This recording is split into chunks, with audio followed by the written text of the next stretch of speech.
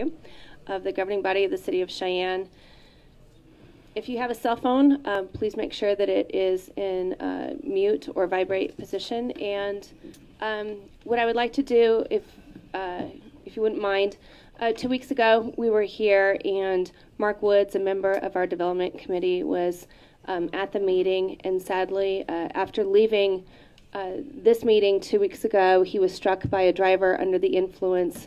He remains in very critical care in Colorado at a hospital. I've been following the updates, and what I'm going to ask for is just a quick moment of silence. And this is what his family most recently today has posted, that we just met with the staff of social workers to get an overview of what the weeks ahead will look like. If we could order up our miracle of the day, it would be that Mark wakes up fully, that he is completely aware of his surroundings and knows who we are. Please join in asking for this miracle. It will be another recovery and another milestone in his recovery. So he does remain in very serious circumstances in Colorado. So if you wouldn't mind, just a quick moment of silence.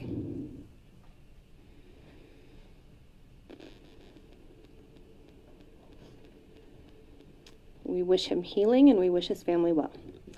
Will you please call the roll? Mr. Laybourne? Mr. Luna? Here. Mayor Orr? Here. Dr. Rennie? Present. Mr. Roybal? Present. Mr. Shaner?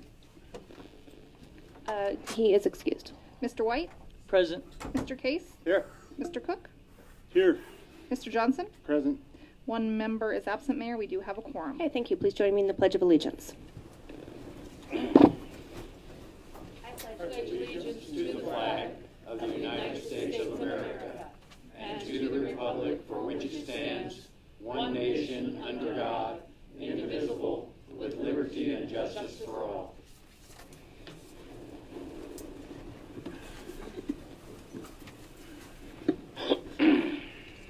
Consent agenda. All agenda items listed with the designation of CA are considered to be routine items by the governing body and will be enacted by one motion. There will be no separate discussion on these items unless a member of the governing body so requests and support by two other members is received. Any item removed from the consent agenda will be considered in its normal sequence on the agenda. Are there any items that any members wish to have removed from the consent agenda? Madam Mayor, Mr. Case. I'd like to remove number 26A. 26A. Is there a second? Concur. Concur. Okay, 26A has been removed from the consent agenda. Are there any other items? Yes, Madam Mayor, I would like to remove 26B. Concur. Concur. Okay, 26B has been removed from the consent agenda. And for those following online, let me backtrack. Number 26A is the contract for the wind energy lease agreement between the City of Cheyenne and Cheyenne Wind LLC. And then B is basically essentially the same issue. No, I'm sorry, this is a different one. This is the amendment to the city contract between the City of Cheyenne and Bresnan Communications, otherwise known as Charter Communications, to extend the contract term. Madam Mayor, I also had one more. Okay. I would also, I guess I should have done them in order. I would also like to remove number 19. Concur. Concur.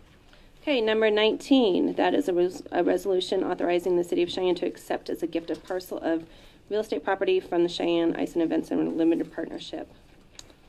Okay, any other further items to be removed from the consent agenda?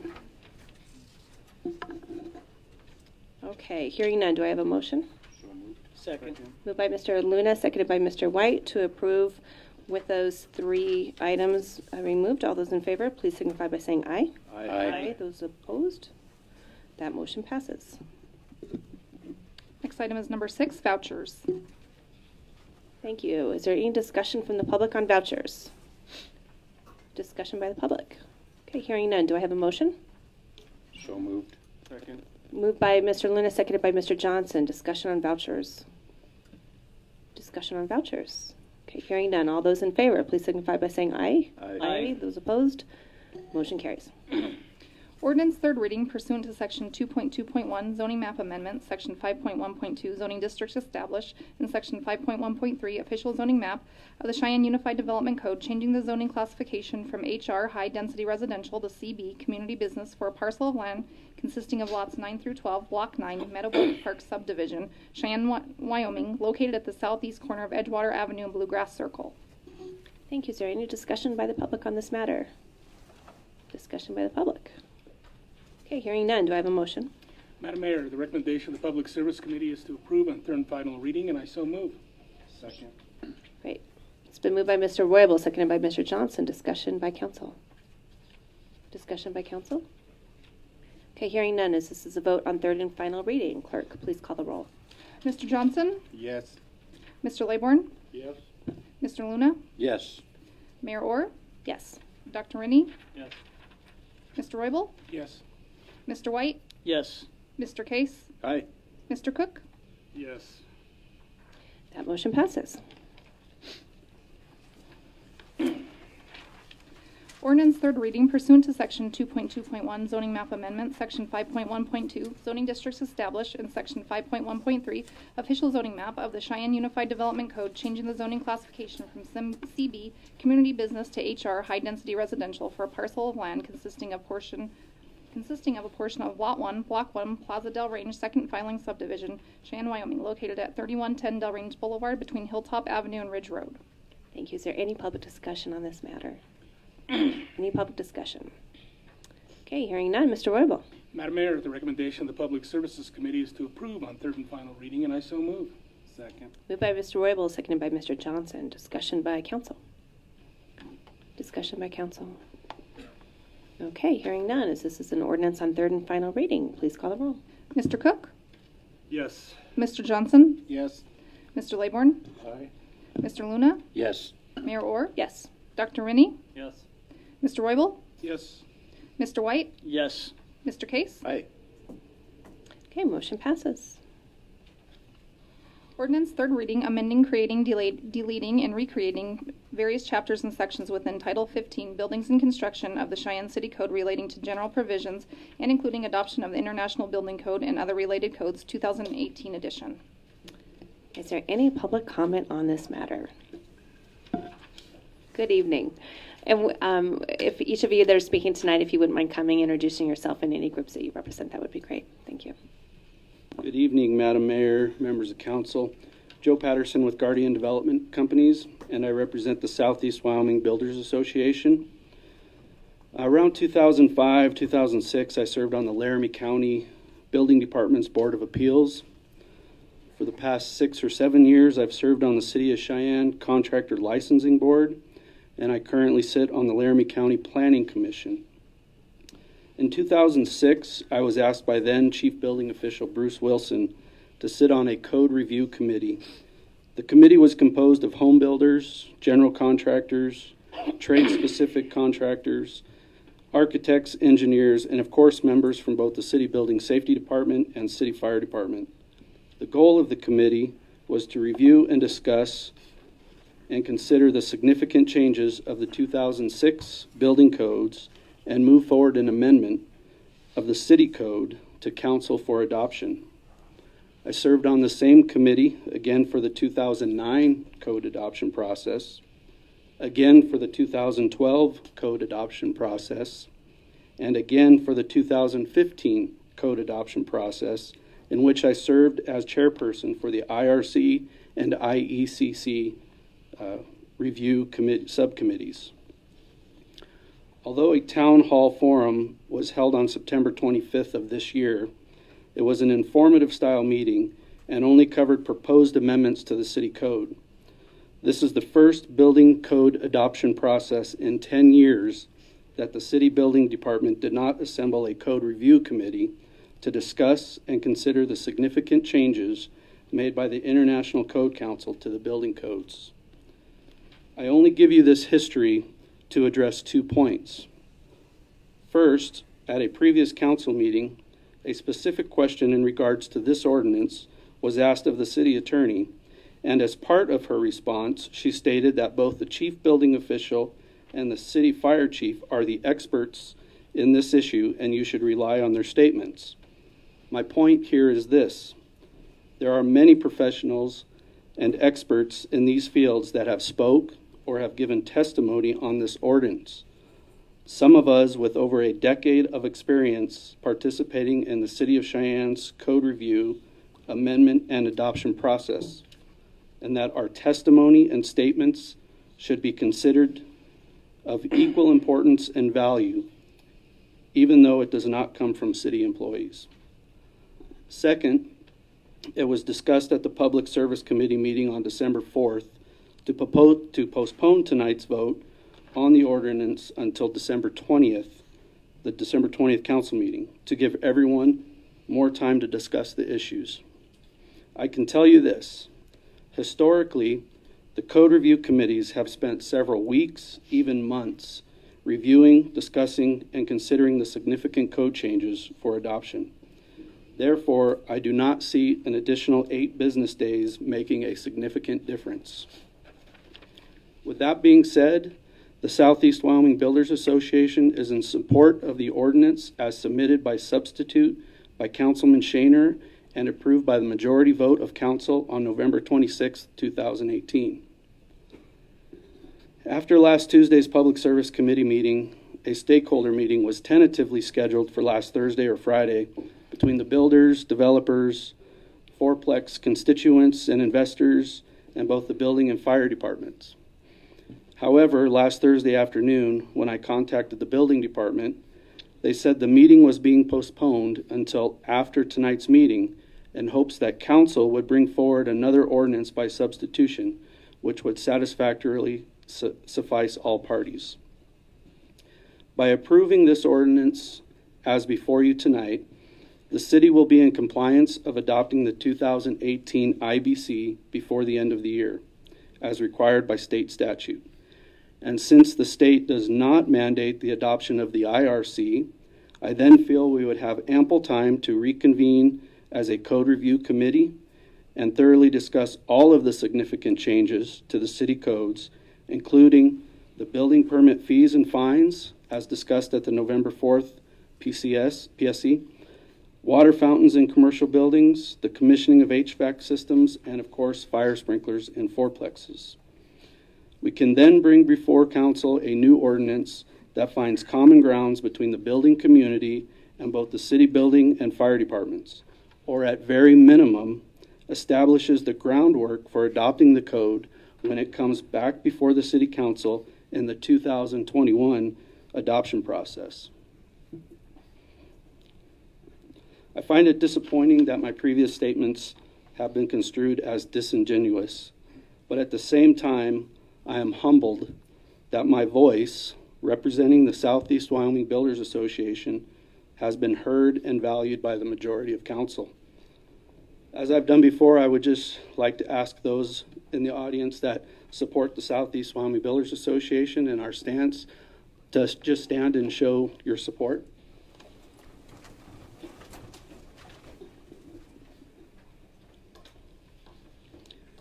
Thank you. I do have two more things maybe to add. Last Thursday, I dropped off to City Council a packet that had some information from the National Association of Home Builders and our statement as an organization. And the purpose of that packet was just to show that this is not a City of Cheyenne issue. It's not a state of Wyoming issue. That this is being addressed across the nation, and a majority of the states do not adopt fire sprinklers in single family and duplex construction. With our city ordinance that's in place, it does not weaken the IBC. It simply allows us to build a fourplex under the IRC in which we can amend. The other thing I just quickly wanted to mention is I think I heard Madam Mayor say she was going to reach out to the fire marshal, the state fire marshal, and try and put an end to this and get some answers. And I really do hope that he responded, if not to you, to the city fire chief, and maybe he'll be here tonight to kind of testify and give us finally some guidance that we've been looking for. Thank you, and I'll respond that we do in fact have that. We have it in writing, and unfortunately I don't believe that you will necessarily like his opinion. Well, we'd be willing to listen to it as you have listened to us. So, Thank you. Thank you. Are there questions, I'm sorry, for Mr. Patterson? Okay, any other public discussion? Further public discussion?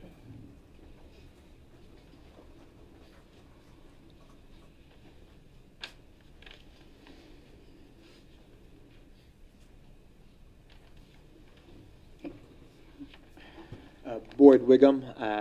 I'm just a citizen at 2537 Plainview Road here in Cheyenne. I thought I'd come and speak generally on this topic of sprinkling in the fourplexes that was mentioned earlier. Although I don't have the kind of research that some of you got, some members on the of the governing body have hopefully come to expect of me. That's no longer my primary role.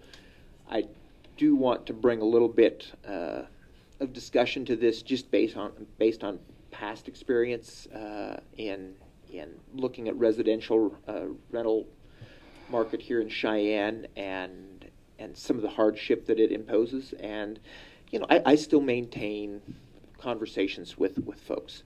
I was listening on one of our local radio stations this morning to some discussion of this issue, and one of the things that seemed to be lost in that discussion that I think needs to come more to the fore, more in the realm of policy rather than technical issues, is the economics of this. Historically, at least since I've returned to Cheyenne, Cheyenne has had a fairly tight residential rental market. What this means is that we used to have about a 1% vacancy rate in apartments in Wyoming.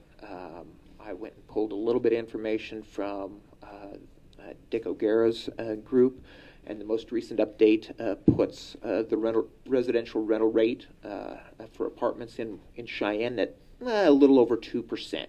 That's still a fairly tight market. What this means for this body, as you're considering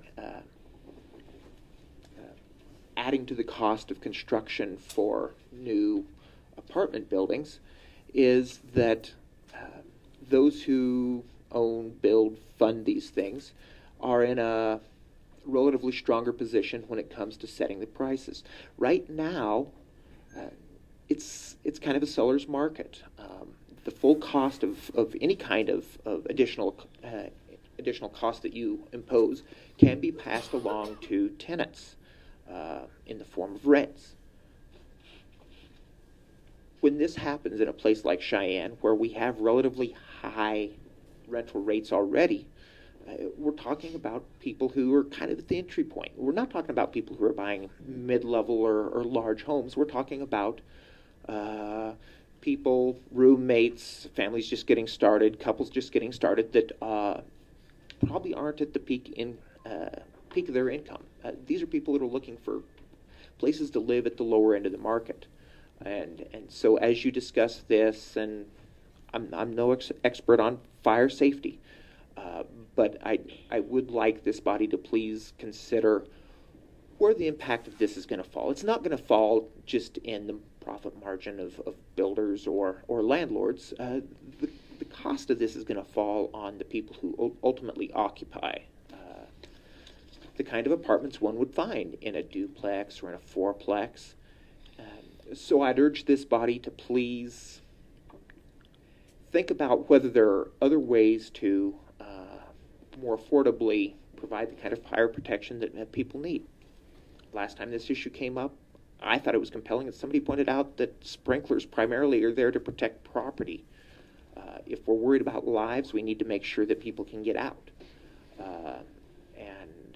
And that's something different than being able to salvage the structure, reduce the speed of burn. Somebody can correct me on that.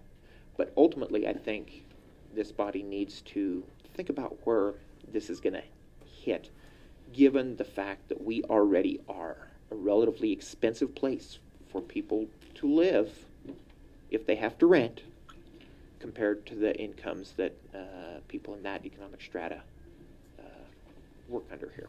So I thank you, and I tried to pull some numbers if you're interested in numbers, specific data, but I'll stand for any questions. Are there any questions of Mr. Wiggum? Thank you. I have a quick one. Yes. Regarding your statement as far as the cost of apartment complexes, are you suggesting that we should not mandate sprinklers for apartment complexes? I am suggesting that you should not mandate sprinklers for apartment complexes that are sufficiently small that there can be some other form of egress, safe egress, rather than just one point of departure in the event that there is a fire. Mr. Wiggum, in your studies, we have several apartment complexes that would essentially be grandfathered. We had a fire with an apartment complex off of Del Range not too long ago, of which there were no sprinklers. Can you tell me, you spoke to our high cost of rentals. That particular apartment complex is not sprinkled, but yet can you speak to how the rental market is even for those that we currently have that are not sprinkled? From kind of the exploration that I've found, and this is informal. I've not done a full data dump and analysis on this, but from what I understand, our rental rates, people find even just apartments that cost in excess of $1,000 a month for a rental for a 1 or 2 bedroom apartment. That gets close to a mortgage rate for about half the city. One of the things that I think is rather interesting is as I look around the community, I do not see the kind of promotions, the kind of pricing that I've experienced in other cities, or that I've seen that would indicate that there are more units available than there are people looking for units. Things like maybe half off first month rent, move-in special type thing. So as I look, we're talking about rental rates that roughly equate to a mortgage in this community, and that to me does not seem affordable if we're talking about people who are not, say, mid-career. Do you believe that's because of sprinklers or the market? I believe that is because of the market. I also believe that because of that, if we add to the cost of construction, that full cost can get passed on to tenants. This is not something where it's a buyer's market, and some of that cost is borne by the building owner. Thank you. Okay, thank you.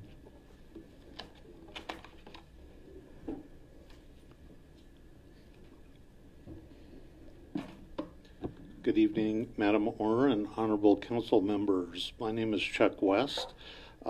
You've heard me give this speech 2 years ago, but I've modified it a little bit, and perhaps, Mayor, I can answer some of your questions in a little more detail. We are only looking at new fourplexes here. What's the past is the past, and the law was the law then and not the law today. So I'm going to address the current ordinance that's being discussed, not the past. The cost of this new proposed fire sprinkler regulation as proposed by the state will in fact seriously hamper the market for new fourplexes while raising rents on our tenant populace with little, if any, added safety. In a market desperate for affordable housing to fuel additional growth and to take care of our lower income populace, the proposed fire sprinkler regulation will exacerbate this problem. Not only will the initial cost drive rents higher, but the expected annual servicing cost, if the original state ordinance was adopted, is estimated to be about $1,000 per door. What this does in terms of the net operating income, if you can't pass that on to a tenant, then the owner or proposed developer has to eat this. And it's not just the cost of installing the system, but when you impose that kind of cost on a fourplex valuation, It has the impact of increasing your expenses by $4,000 a year, and at a typical 7% cap rate, that decreases the value of your building by $57,143. The added safety, of course, is important, but if you look at how many people have been injured or died in a fourplex fire in Cheyenne since I've been here for 8 years, I think it's 0. There have been more people who have drowned in basements in Cheyenne than have been injured in a fourplex fire. So if we're really talking about safety only, we have to consider the broader picture. So I think for the additional benefit, we're not getting it for what it costs the populace. Another thing that people have brought up, I don't know publicly, that if we install these fire systems, all of a sudden our insurance bill will be less. I've talked to several insurance agents in town, prominent insurance agents, and this is a fallacy. What we have, when you install a system, the cost of the building goes up, so you have to insure a higher value, and you need to have an exclusion, an endorsement on your policy for fire sprinkler leakage. And under some of the existing systems, if a sprinkler goes off, it just doesn't go off in one apartment, it goes off in the whole place. So you have bigger damages when this happens. So best case, there's a break-even possibility on insurance, but I believe the cost will actually go up, further exacerbating the net operating income issue. I urge you to either support the Dickey-Shaner amendment or to not support the original state legislation. In terms of Mayor Orr's specific question, the fourplexes I've built recently are at the higher end of the market. The rent is $1.25 per square foot per month. The average rent in Cheyenne in all apartments is $1 a square foot per month. So if you have a 1,000 square foot apartment, it would be $1,000 a month. The bottom end of this market, 1,000 and less, is the vacancy is almost 0. If we start building new fourplexes without the ordinance of a sprinkler mandate, you're going to come up with rents that are closer to $1.25. And if we add the additional cost of sprinklers to that, you can add another 10 to 15 cents on the rent. Now, tenants might reject paying these higher costs, and if that happens, the landlord can't pass it on, and people just won't build fourplexes. So that's sort of a summary of the economics of the situation. I appreciate you all dealing with this issue because as elected officials, I know safety is important, and it's good to discuss both sides of this. Any questions? Any questions of Mr. West? Questions, Mr. Thank you. West? I have one regarding, and I appreciate how you responded to my question regarding the cost. The way, I guess my question is, what then would prohibit somebody from, we're talking fourplexes, but nowhere does it state that this is just for fourplexes, in that fourplexes are part of, not the residential code, as I understand it, they're part of the International Business Code. So then what would prevent somebody from, say, building another commercial real estate of a 6-plex or an 8-plex or a 10-plex or whatever they're called going on up without sprinklers? Well, I think the existing code requires sprinklers on 5 units and above right now, so we're not changing that, or we're not dealing with 5 units or above. And to answer your question, but just think, what apartments have you seen being built? They're mostly fourplexes. I don't really know of a whole lot of apartments being built that are bigger than fourplexes. I know one because I know the developer on College who I sold the land to. And he's going to have to sprinkle those units because it's a large complex. But this ordinance, as proposed by the state, only affects triplexes and fourplexes. We're not talking about changing existing code. I don't believe unless I misunderstood that. Mr. West, yes, I think you have misunderstood this in that we're not talking about the residential code, which is single family and twin homes, which I completely concur. We should leave those alone. We're talking fourplexes and above, and there's no limit to what that above is. So it's fourplexes larger. Is that how you understand it? I understand it to mean that triplexes and fourplexes are not covered by the commercial fire code, that under current law. So what the state is trying to do is throw triplexes and fourplexes into that same code that requires sprinklers for apartments. That's the way I understand it. Thank you for that. Appreciate that clarification. Thank you. Any other testimony?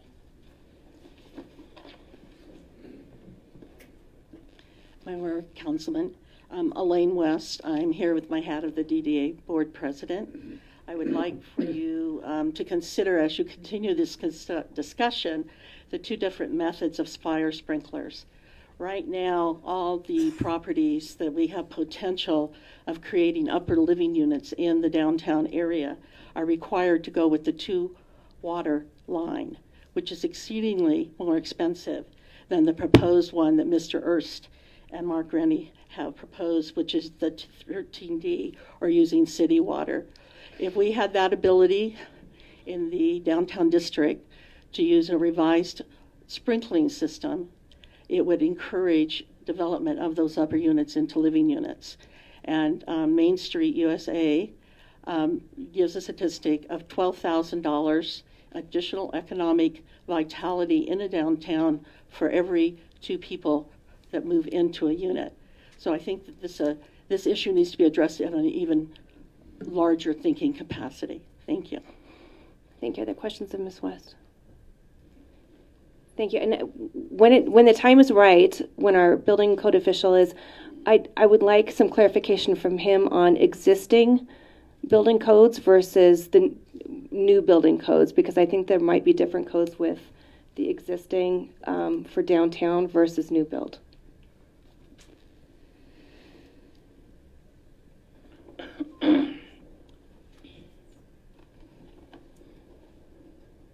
Good evening. My name is, didn't realize quite how short I really was, or am.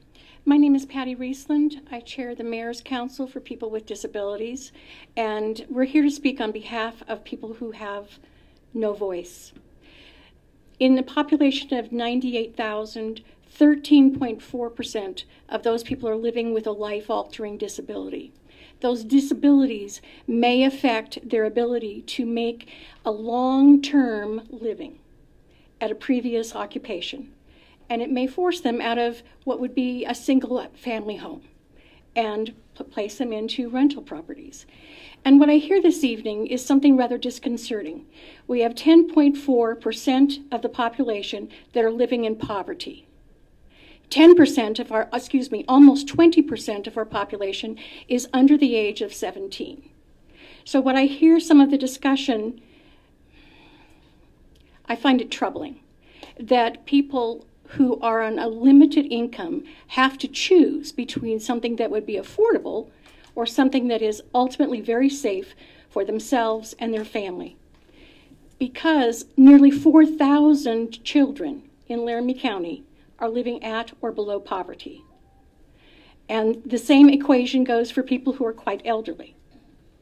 It would be a shame if people who are trying to upgrade their lives, move out of what might be considered substandard housing into safe, affordable housing, would have to make a choice. Do I live in something that is really safe for my family, for my child who is disabled? Nearly 10% of people who live with a disability in Laramie County are children under the age of 10. So if you're talking about an evacuation, a fire or a smoke event that is going to be very, very harmful to the people who are living in a fourplex, a newer fourplex, an upgraded lifestyle, then the people who are the most vulnerable are the least likely to leave safely. People with visual impairments like myself, hearing impaired, children, the elderly, people with a disability. So I ask you, and I apologize, Madam Mayor, for not saying that I was going through you to the council. I apologize for that. But I ask you to consider the people that don't have anyone to speak for them as you make your decision tonight. Thank you very much. Thank you. Are there any questions? Thank you very much. Any other further comments, testimony?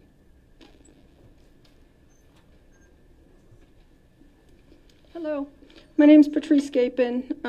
I'm a very small landlord. I represent mostly my family, and we have 14 units is all. I'd really like to refer you back to the HUD regulations.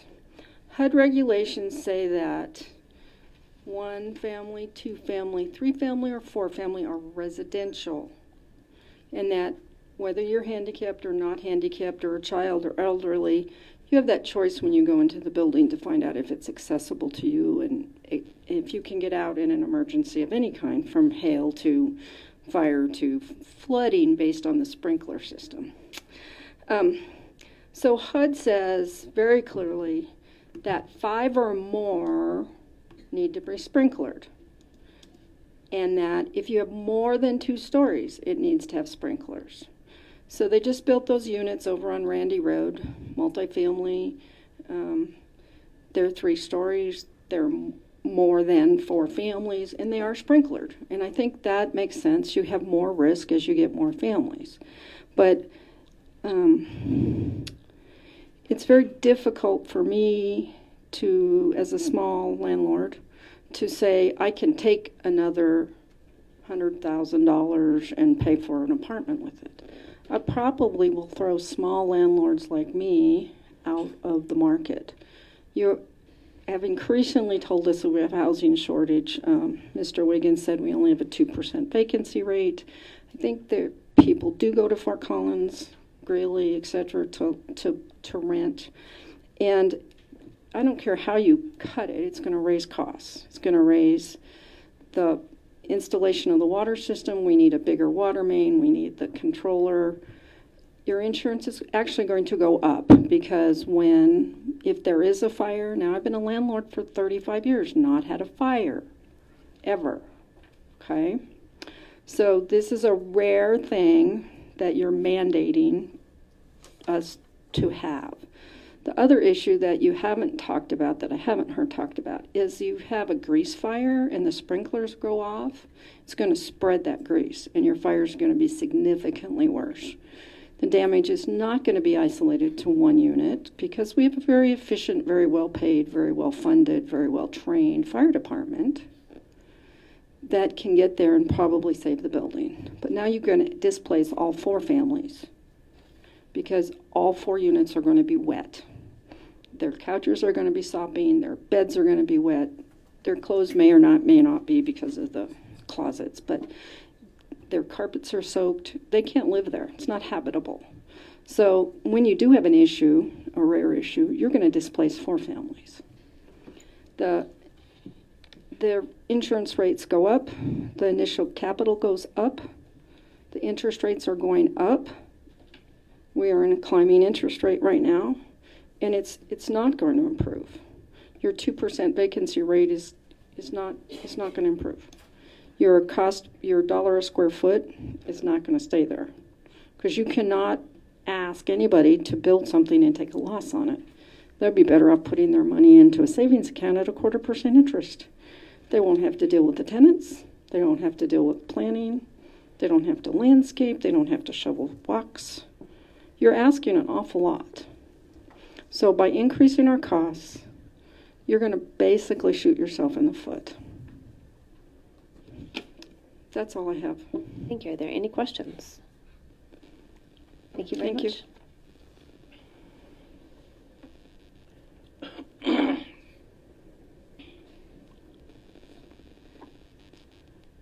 Good evening, Madam Mayor. My name is Tom Jacobson. I've been in the real estate business for about 35 years, and I'm just speaking on my behalf and my own experience, and also the many builders that I represent. But I think the one thing that is easily missed in my 35 years in this business, I've seen a lot of change, and as that change takes place every year, it seems like the regulations continue to contract.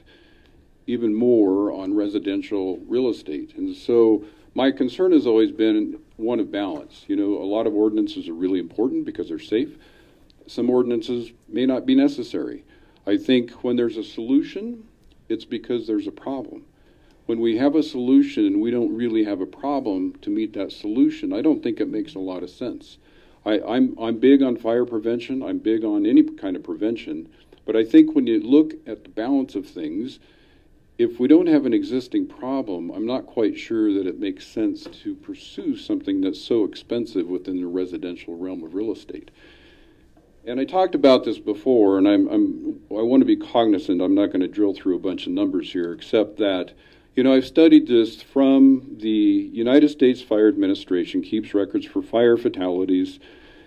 And in Wyoming in 2017, as an example, there were 7 related fatalities in all of Wyoming. 3 were in Cheyenne involving 2 homes, one of which was a mobile home. The cause of those fires are still under investigation.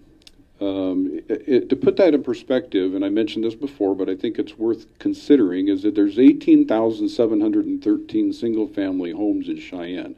I understand we're talking about apartments, but I can see this functionally creeping into that arena as well. And why I'm bringing this up is because we don't have a lot of data on fire fatalities in apartments because there hasn't been any in Cheyenne that I'm aware of that I was able to discern. So my point is that when we have 18,000 homes in Cheyenne and there's been 2 fires, one of which was a mobile home, that ratio is less than 1/100%. So in reality, is there a problem that we're trying to fix here? I'm not convinced. I went through and looked at the rest of Wyoming, and I could only find 1 apartment fire in all of Wyoming from 2013 through 2018 that resulted in a fatality. Is every life worth living? Absolutely. But at some point in our society, we assume that risk.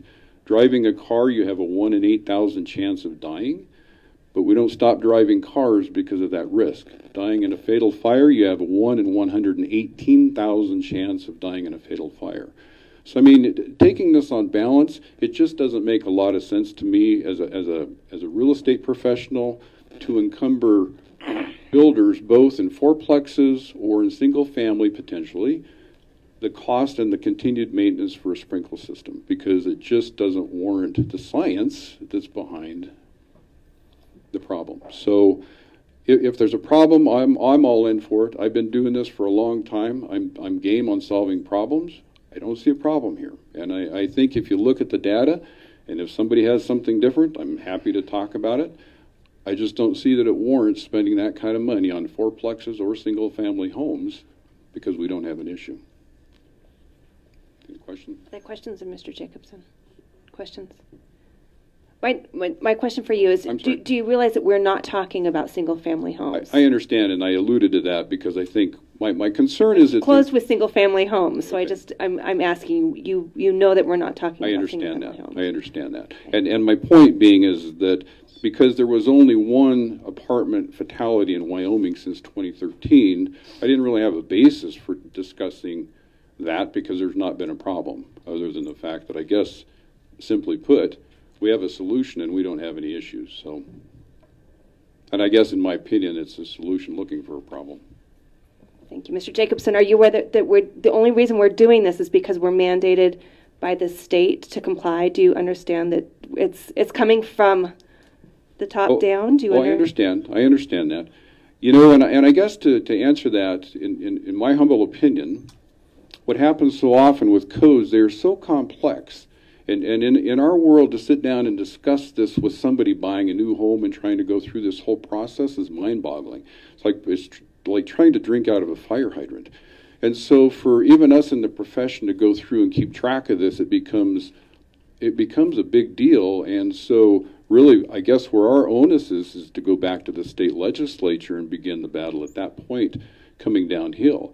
But I don't believe, because we've been able to use some leverage in the past, that we can just now stop doing what we've been doing. And I guess my point is that we have the ability to amend this, and I still think we do. And then I think it would also give us an opportunity if there were work groups that were willing to sit down and take some time and not eat up a lot of time at a city council meeting to look at the potential solutions. Do we have a problem? Is it warrant the time that everybody invests in it at this point? Hey, I think a lot of us are game to do that. Because I think having to revisit this every 2 or 3 years is insane. So, but again, I just don't see a problem. I just don't see a problem with this, and I don't think there's a solution. So. Thank you. Thanks. Further comments? Any further comments?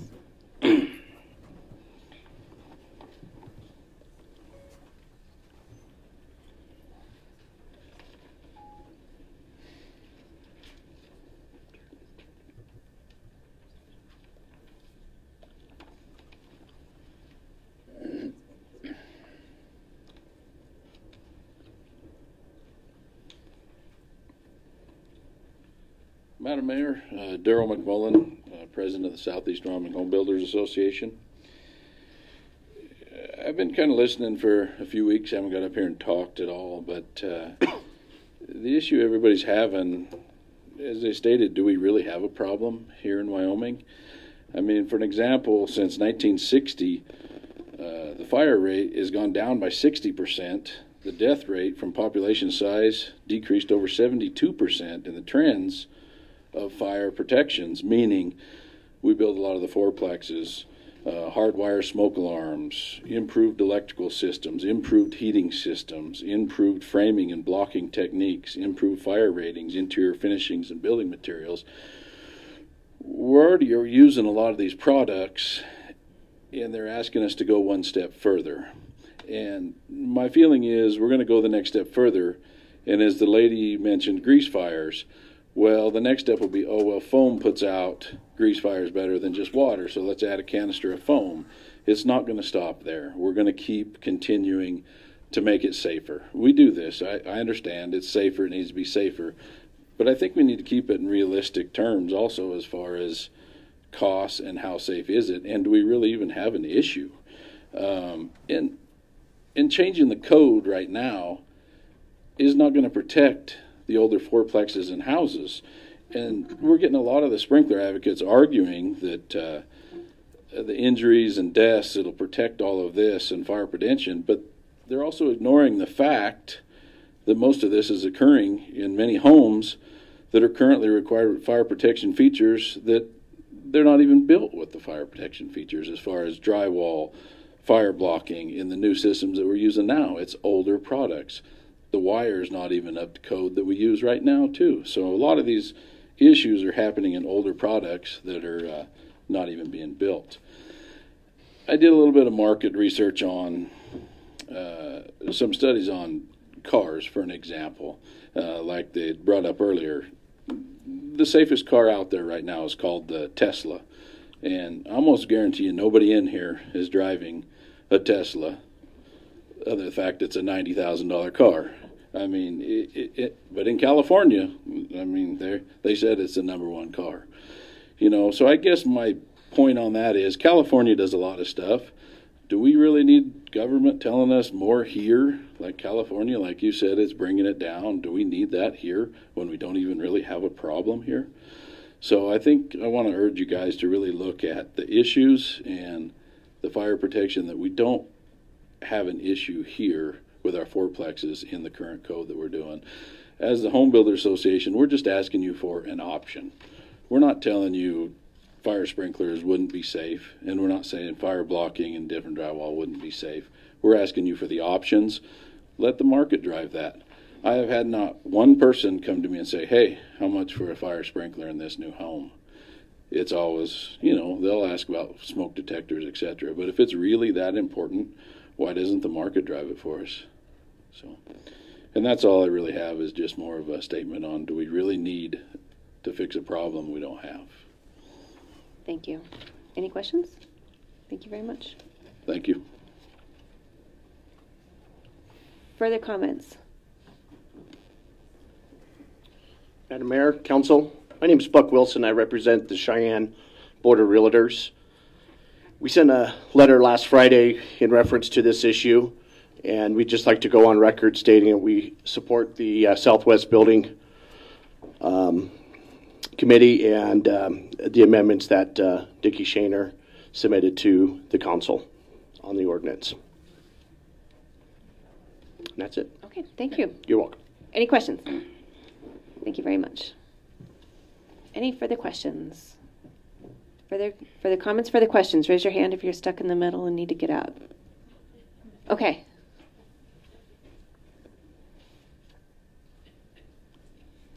Thank you, Madam Mayor. I just wanted to say... I'm sorry, could you please state your name for us? Oh, I'm sorry. Vicki Hughes. Thank you.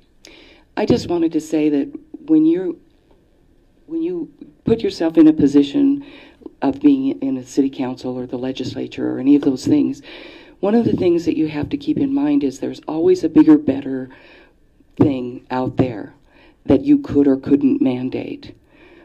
But I wish that what you would think about is that you're spending other people's money. And I think that that's something that should be part of your decision-making process, is who's going to be the person that actually ends up paying this. If the builders have to start putting more into it, they'll charge more for their fourplexes, which means the landlords have to charge the tenants more for their rent. So the people who can afford it least are the people that are going to end up paying for what could be an extremely expensive addition to, as they were saying with the Southeast Wyoming home builders, because of the other new products that are in the homes, the new fourplexes are the least likely to have a fire. The older fourplexes, you know, that aren't built up to today's codes are potentially more likely to have problems. So I wish that you would consider that, and the fact that you're spending other people's money, and that it's the poorest people that can't afford to buy their own homes that are going to be paying more for rent because of your decision tonight if you decide to move forward with this. Thank you. Other questions? I have one question. I guess I'm confused. What money of the taxpayers' dollars are we spending? You're not spending taxpayers' dollars. You're spending the end user's money, because the builder has to put more expensive product into their fourplex. He charges more for the fourplex to the landlord, and the landlord has to recoup that as well. So the tenants are the ones that are going to end up paying for this with higher rent. And I don't know if you've priced rentals in Cheyenne, but they're very high already. And I don't think that we need to have a problem or a solution when there's not a problem to solve that increases the cost to those tenants. Okay, thank you for that clarification. Any other comments?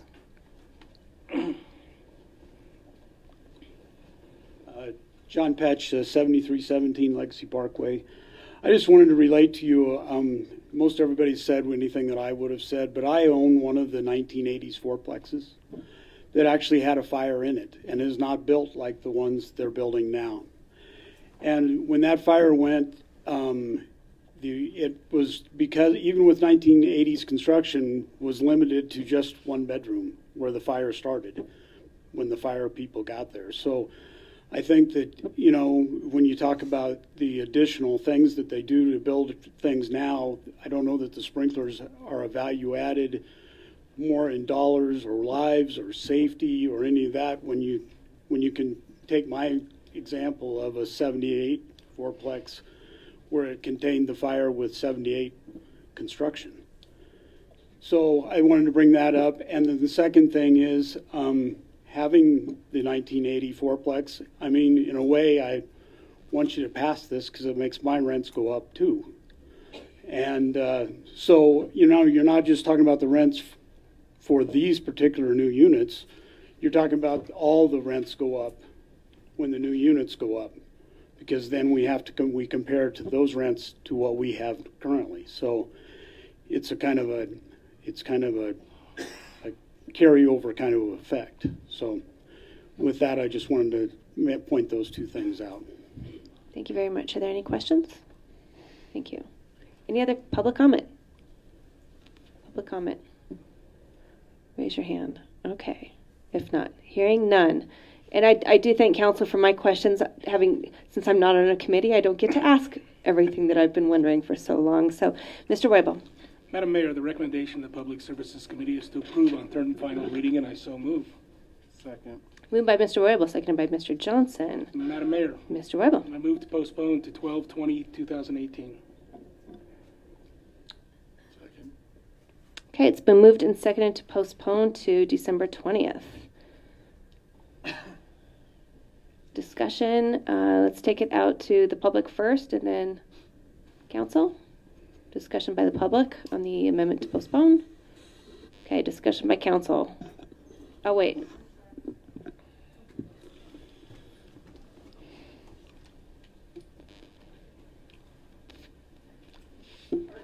That's okay. Just wave if you need to come down. That's good. Thank you. Treescaping, don't postpone it. Just decide so we know where we stand. You've had this already. It's already been well discussed. This is our third meeting. Don't postpone it. Just do it. Just decide one way or the other so we know. Thank you. Thank you. Okay, any other comments by the public? Madam Mayor, Chuck West,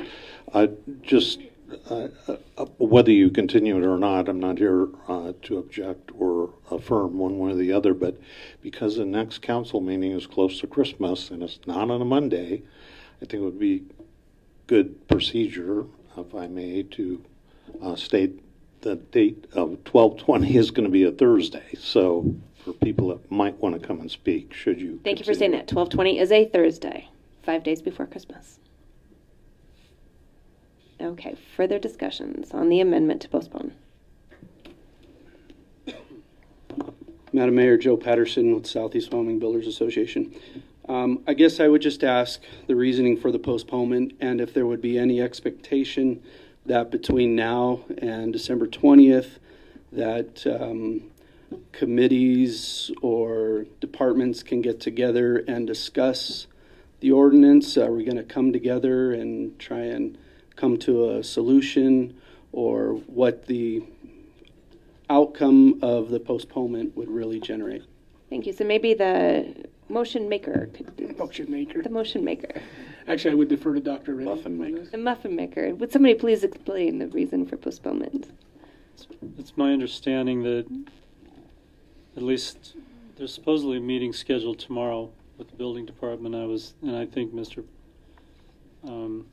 Patterson, you may know more than I then, but I'd informed you that possibly there may be a meeting tomorrow, and the hope is that we can maybe come up with some kind of compromise in the next week or so. Madam Mayor, through you to Dr. Rennie, there was also a meeting that was supposed to take place last week, Thursday or Friday, that was decided not to have until the outcome of tonight. So I guess I would just strongly encourage that if we do postpone, that the meeting Be scheduled. is scheduled and the stakeholders are represented. I'm not sure what time they have discussed for this meeting, but I do have tomorrow is the City of Cheyenne Contractor Licensing Board, which I'm obligated to attend. So I would ask that that's taken into consideration so that our organization can be represented at the meeting as well. The intent of the postponement was try to have a meeting between staff and stakeholders before the 20th to resolve this. Yeah. Madam Mayor, through you, I think I've stated earlier too that, we've been through this many code adoption processes, and, shame on us for waiting until December 20th to vote on an ordinance that was adopted by the state earlier this summer. This went into effect July, and we had all this time to meet and discuss and organize something, and here we are at the 11th hour trying to come up with something. I wanted to, if I just may real quick, see if I could address maybe your concern, Madam Mayor, that this ordinance is for fourplexes. What you referred to as coming from the top earlier only applies to the IBC, not to the IRC. Our current ordinance allows a fourplex to be built with 2-hour fire separation, therefore considering that a residential building, a duplex, a double duplex. You can cut the building right in half, take half of it away, the other half stays standing as its own structure. It is built as a double duplex so that we can build it under the IRC and not the IBC. The only thing you are mandated to adopt is the IBC and not the IRC. We adopt that and we can amend that as we please, or as we see fit. The other thing that I wanted to just bring up too is that in both of those codes, it has a definition of what is a residential structure and what is a commercial structure. And there has never been a question that anything 4 or more has always been sprinklered. The buildings that are referenced on Dell Range, there's some going on College right now, there's some going in at the Point right now. All of those buildings are currently being sprinklered. The only thing we're discussing is whether this falls under the IRC, where it's not mandated to sprinkler, or the IBC. So, thank you. Thank you. Any other comments from the public on the motion to postpone? Okay, comments from council on the motion to postpone. Oh, okay. Madam Mayor and Council, Paul Froundings. You know, one of the things, and I hopefully this point gets, hopefully this is clear. I'll try to make it as clear as I can. This staff has not got participation from the building community on the amendments to the code. That is the part that has got us upset about this. The staff, I don't know, for whatever reason, has chose not to do that. I've been building in this town since 1991, so that's 28 years. We've always been able to participate in the process. We have not been able to participate in the process. And the other part to this is that, and I speak for myself, is that you feel like we're going to let this go. We are going to be cramming this down our throats when building in single family. And that is why we are upset about that. That's why when you ask to postpone it, we're going, for what? We thought we were going to have this, the council was going to have a special committee and we were going to talk about this. That did not happen. So I think, I don't know how you solve this, but I think that's the problem. That's kind of why we're upset about this whole thing being crammed down our throat. Thank you. Thank you, Mr. Poundis. Just hold on a minute. Are there questions? With all due respect to staff, I did see a sign-in sheet with members from the public. Perhaps you weren't there, but I do know that at least on one occasion, staff did meet. So to say that no reach out was made, I think is incorrect. I recant, ma'am. One meeting. That has not been that is not how it's been conducted in the past. We've had all these. We've had code review committees, and we've gone over that, and that's how we've done business in the past. This new CBO has not conducted business anything like what we've done in the past. Thank you. Thank you for that clarification. Any other comments from the public on the motion to postpone? Okay, I don't see any hands waving, people moving. Discussion from council on the motion to postpone. Yes, ma'am. Mr. Johnson. Just because it was left as a loose end, when Mr. Patterson was up here, can you actually fill them in on what the fire marshal actually stated? Because that was kind of just left out and nobody came back to ask about what was actually said. Absolutely. So I'm going to turn that over to City Attorney Hackle on the... Madam Mayor, prior to, can we finish council discussion prior to Ms. Hackle's? No, she would actually be answering Mr. Johnson's question, and then I'm happy to take other questions from there. So Ms. Hackle, please respond to Mr. Johnson's question about the State Fire Marshal's opinion.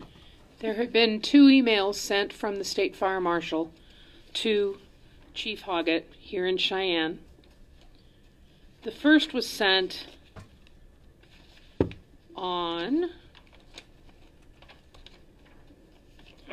Tuesday, December 4th at 6:58 p.m.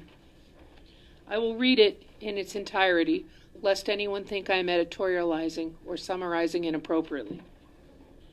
Chief Hoggett, thank you for the questions and continuing work on the adoption of the required 2018 state-adopted codes. When reviewing the question concerning possible exceptions to the International Code under the limited time allowed, I should start by mentioning a few points of concern. It first needs to be noted that single-family homes are governed by the International Residential Code, IRC, which is not a state code, and the Wyoming Department of Fire Prevention and Electrical Safety has no role in enforcing the IRC.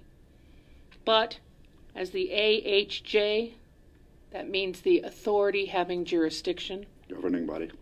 you have the authority to interpret the state-adopted codes in your jurisdiction. This office will note, however, the exceptions listed in the initial email appear to be reaching farther than residential buildings, as defined by the International Family of Codes. This exception may allow for application to buildings, i.e. apartments, motels, etc., where the International Fire Code requires sprinkler systems. You should direct these questions about this to your city attorney's office and follow their interpretations of the involved statutes and codes. I look forward to working with you in keeping the citizens of Cheyenne safe. Chief Hoggett then wrote back and asked for some clarification. The response came in on Friday afternoon, December 7th at 2:54 p.m. I will apologize in advance. There are a lot of letters in this response, a lot of acronyms. Chief Hoggett, thank you for the continuing discussion on this subject. To recap, 1. WS 35-9-121 states that the authority having jurisdiction is required to adopt all state-adopted codes. At this time, those are the IFC, IBC, IFGC, IMC, IEBC, and the NEC. 2. Other codes may be adopted, but they must be as or more stringent than the state-adopted codes, as determined by that AHJ, its code specialists, and legal counsel. 3. By statute, the Division of Fire Prevention and Electrical Safety / State Fire Marshal's Office has the authority to, when deemed necessary by the WSFMO, review activities and or compliance of AHJs. Thank you for the great partnership in keeping Wyoming safe. Signed, Michael Reed, Wyoming State Fire Marshal. Thank you. Mr. Case, did you have a question? Or is there a follow-up, Mr. Johnson? No, let it continue. Mr. Case. Yeah, Madam Mayor, thank you. Through you, I guess I would discourage postponement. My preference would be to shoot all three of these down and rework them with the participation of the contractors, and had an opportunity to do a little research, and maybe I can lend some insight as to why Ms. Hackle referenced the AHJ, or authority having jurisdiction. And while that is certainly guided by opinions given by legal and staff, the AHJ is this governing body and does not include legal or staff. And it is our responsibility to interpret the state-adopted codes in our jurisdiction. And in this email it says exceptions may, keyword, allow the opportunity for application to buildings, i.e. apartments, motels, etc., when the IFC requires sprinkler systems. I didn't have the time to look up the exact, federal definitions, and I forget your name in the red in the back there, you referenced it, but U.S. Code 12-17-15-22A defines multifamily housing as housing accommodations on property that are designed principally for residential use, conform to standards satisfactory to the sector and consistent of not less than 5 rental units on one site. So they clearly do anything 5 and above. A couple other things I want to point out. I also had an opportunity to speak with the fire marshal, not at length, but he offered some interesting, I don't know, loopholes or different ideas or ways to deal with this that made a lot of sense to me. Mr. Case, is this on the motion or on postponement specifically? Yeah, I'm encouraging my reasons for why not to postpone and why to shoot down.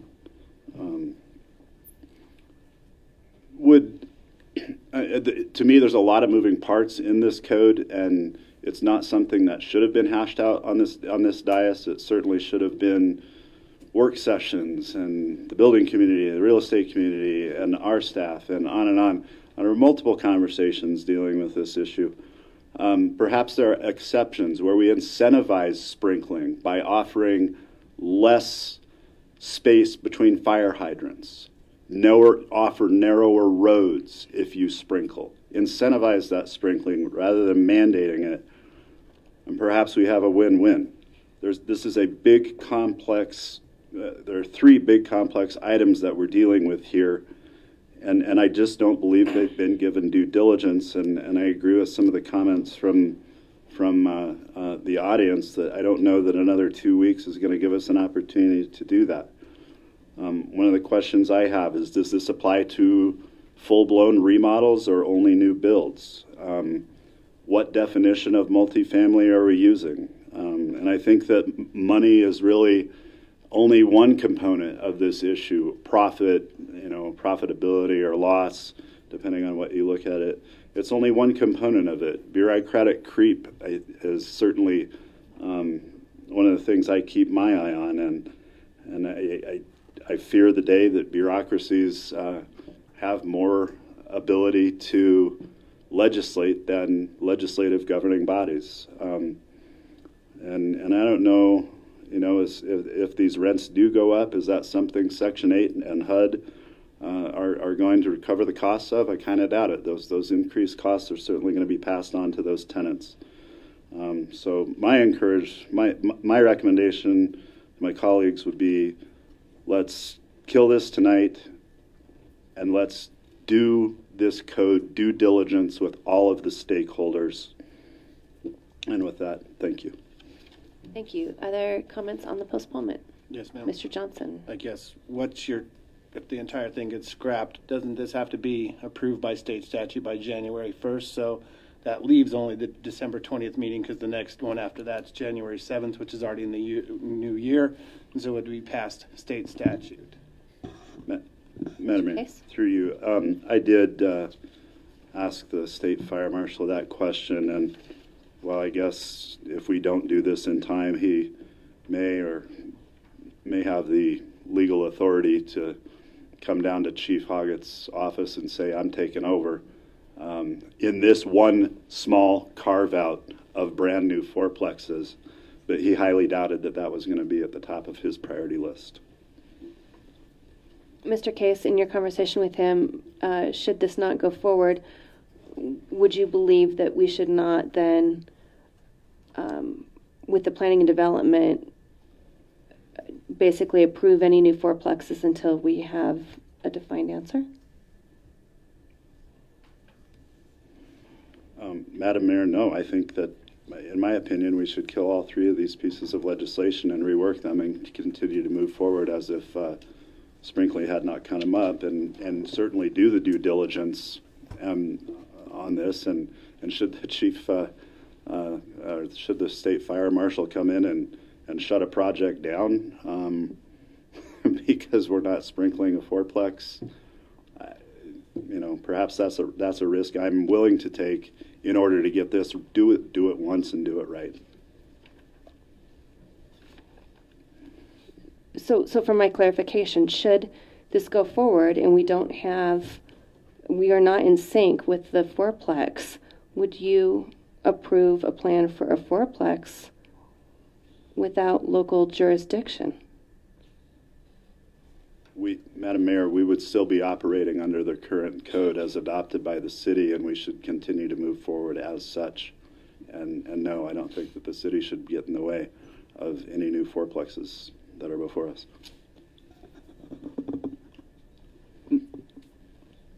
Other comments by council? Madam Mayor. Oh, Mr. sorry. White.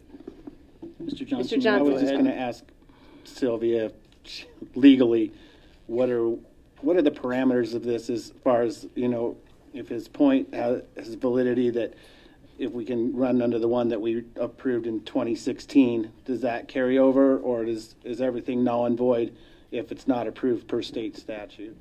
Madam Mayor, through you to Councilman Johnson, the way state law reads is that you are required to adopt, and I think Councilman Case has accurately stated it, that if you fail to adopt these codes by the end of 2018, the fire marshal could come down and exert authority, and I agree with Councilman Case, I don't think that's likely, but I believe rather than having a void or a gap, you would continue operating under the building codes you have currently promulgated. They do not suddenly vanish at the stroke of midnight. Okay.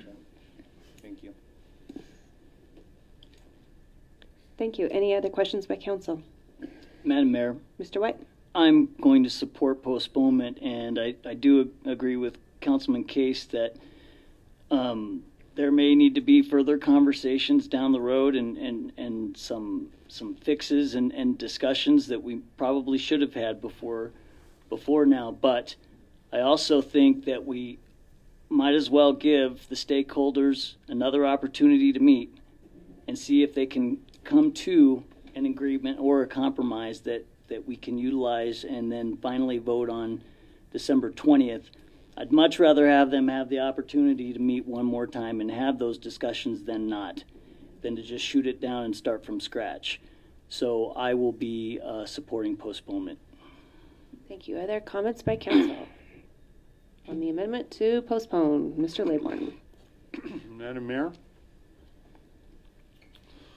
Well, speaking only for myself, I'm very interested in taking advantage of this period of time and learning more about some of the statements that have been made here tonight.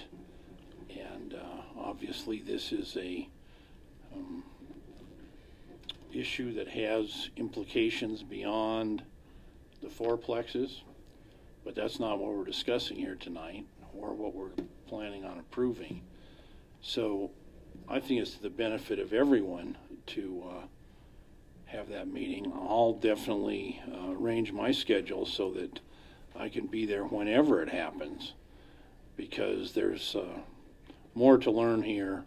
And certainly there can be no harm in this postponement. It is not going to materially affect anything that's built, inspected, or in use at this time.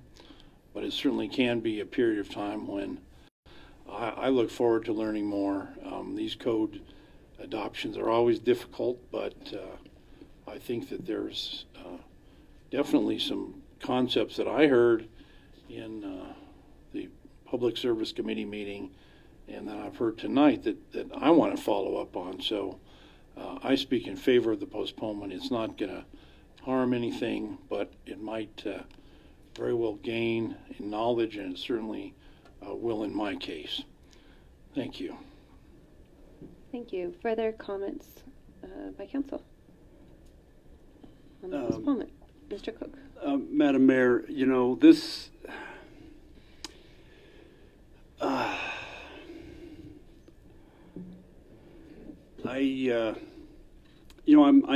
frankly, I am a little bit skeptical about what we hope to accomplish in eight business days. But if we're going from a place where we haven't had any of the public input to this point, or what has been done in the past, or anything resembling what has been done in the past,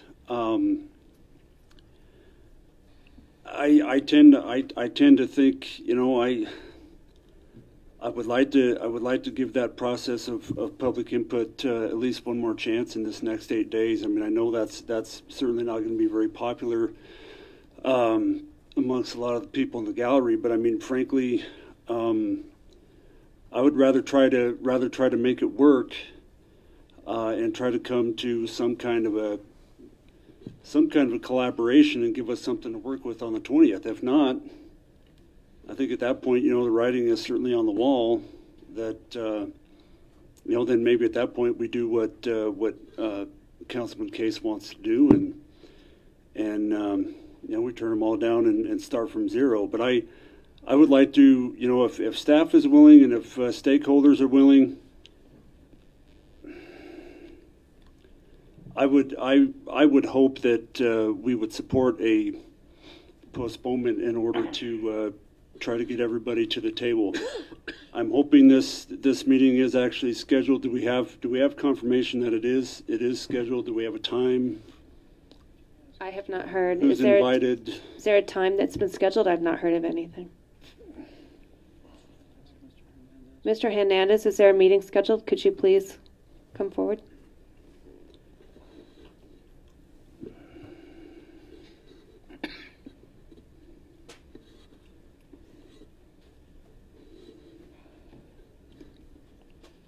Madam Mayor and Council. Can you state your name, please? Blas Fernandez, Building Department. Thank you.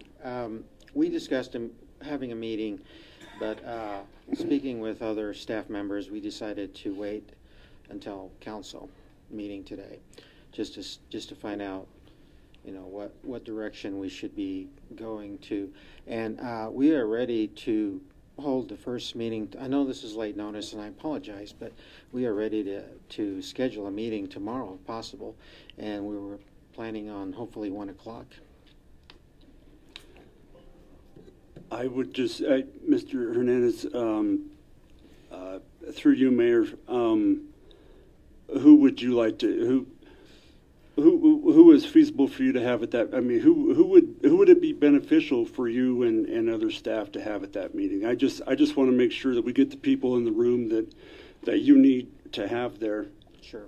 In order to do this. Well, obviously, we want as many of the stakeholders to attend this meeting, and I do have a brief list of emails that I sent out last time, and I also requested for others to invite others if they were not on my email list. But this would be all the builders who have a stake in the fourplex discussion that we're having here, and so they're definitely invited. And I'm going to have fire staff is going to be here, and I may even invite somebody from the Board of Public, the water utilities, BOPU, and we want this to be inclusive. We're not trying to hide anything, or we're not trying to be sneaky about this. The whole concept behind this is to try to adopt a standard that has been adopted by everyone. That was the whole idea. But we can discuss these issues, and I welcome whoever wants to attend these to come. I mean, this is open discussion. I was hoping that I would have more input when we held our first town hall meeting, but for some reason, some of the people I wanted to attend were not there, or they didn't say anything.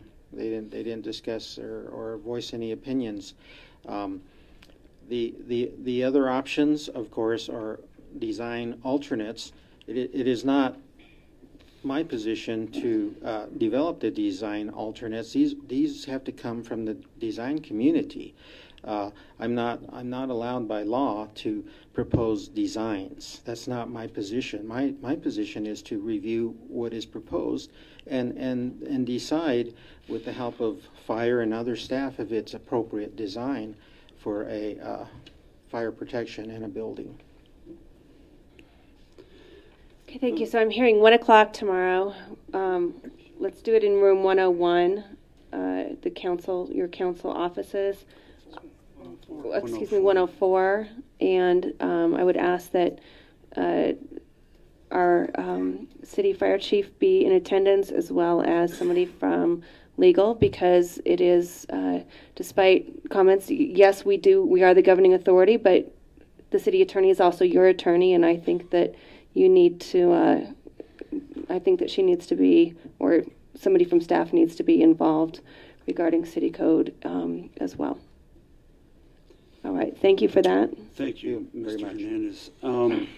Mayor, just in closing, you know, I hope this meeting and this opportunity bears fruit. I'm glad there's a meeting held. I hope some stakeholders can go. But I mean, bottom line, if we're still at an impasse on the 20th,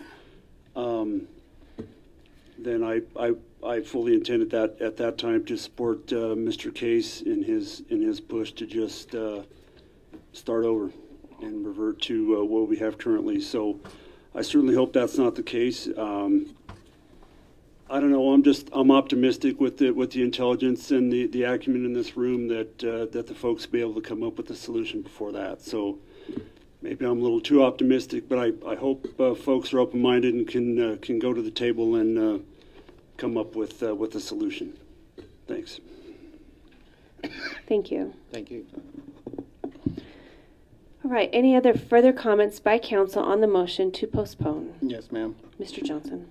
I get the fact that it's just going to roll over, that the laws exist, but the fact that we're willing to actually push it past January 1st, still to me looks like we're out of state compliance in order to get that accomplished by the date that's set forth. And I just think it sets a bad example of what I've been against for 4 years, that the government just always seems to be able to circumnavigate the law, and we basically admitted that because it wasn't going to be enforced, we really didn't have anything to worry about. And so that's what my issue's always been with the public, that they could not just, you know, do an infraction against the law and say, well, you know, it wasn't enforced, we're good with it. So I just think it sets a bad precedent. Thank you. Any further comment regarding postponement? Further comment regarding postponement? Okay, all those in favor of the motion to postpone until December 20th, signify by saying aye. Aye. Those opposed? No. No. All those opposed, please raise your hands. Mr. Case, myself, and Mr. Luna. The motion to postpone has passed. We are now back on, no, we're not. We're done with this one. Next item is number 10, ordinance third reading, amending, deleting, and recreating sections within Chapter 8.12, International Fire Code adopted, of Title 8, Health and Safety of the Cheyenne City Code relating to general provisions pertaining to fire protection and regulations, and adoption of the International Fire Code 2018 edition and certain codes and practices promulgated by the National Fire Protection Association. Thank you. Is there comments by the public on this particular one? Comments by the public?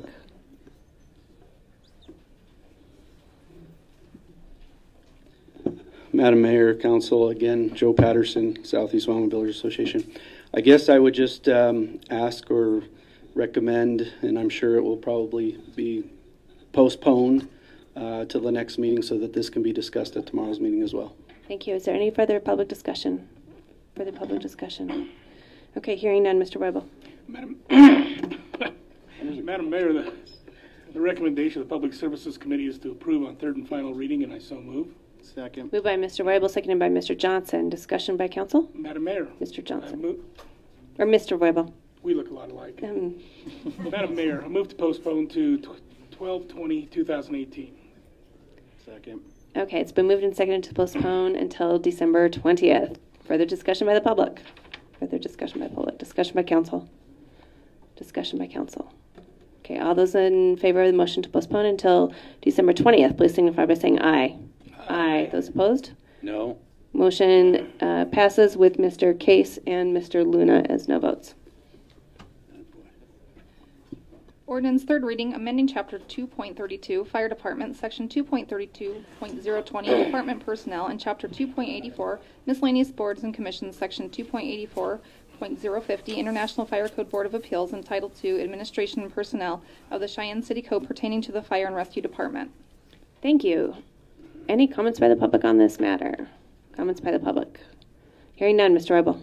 Madam Mayor, the recommendation of the Public Services Committee is to approve on third and final reading, and I so move. Second. Moved by Mr. Weibel, seconded by Mr. Johnson. Discussion by council? Discussion by council. Okay, hearing none, as this is a motion on third and final reading, please call the roll. Mr. Case? Aye. Mr. Cook? Yes. Mr. Johnson? Yes. Mr. Laybourne? Yes. Mr. Luna? Yes. Mayor Orr? Yes. Dr. Rennie? Yes. Mr. Roybal? Yes. Mr. White? Yes. That motion passes.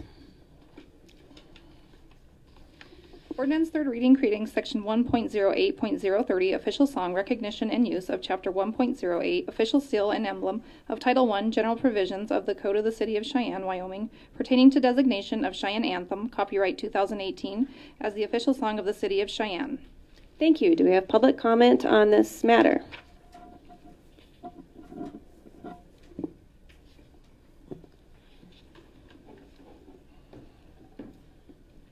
Madam Mayor, members of the council, my name is Scott Meyer, and I'm here on behalf of AAI Music Publishing, along with Annie and Amy Smith, who are in the audience, and Ty Warner, who is three of the four songwriters. Madam Mayor, I don't want to steal any of your thunder, so I don't know how you want to handle this, but I'm going to encourage the council to approve this on third and final reading. It is a song that I think that does depict our great city and our education and our history. So, thank you very much for that great introduction. I did not know how you wanted to handle it. That's very good. I do want to give a quick shout out to Mr. and Mrs. Smith. Thank you so much for coming and joining us here tonight. Ms. Frontier and Mr. Clark, good to see you. Okay, I was. You're hoping for anyway, something more. Thank you. Here we go. Roll it. As Cheyenne's mayor, one of my greatest joys is spending time with our Cheyenne youth. One of the groups that is especially wonderful in our community is the Cheyenne All City Children's Chorus. And together with Annie and Amy Smith, Todd Dreamer, and Ty Warner, we've put together this fantastic Cheyenne anthem. It was created for our 150th birthday celebration, and what we are doing is we're presenting it to you, the community, to have this as our official Cheyenne anthem. We've got Annie and Todd and Amy and Ty. Come on, let's go. Thank you for doing this.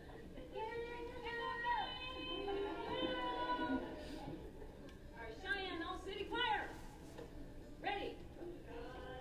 Cheyenne, hop on my pony from old Cheyenne.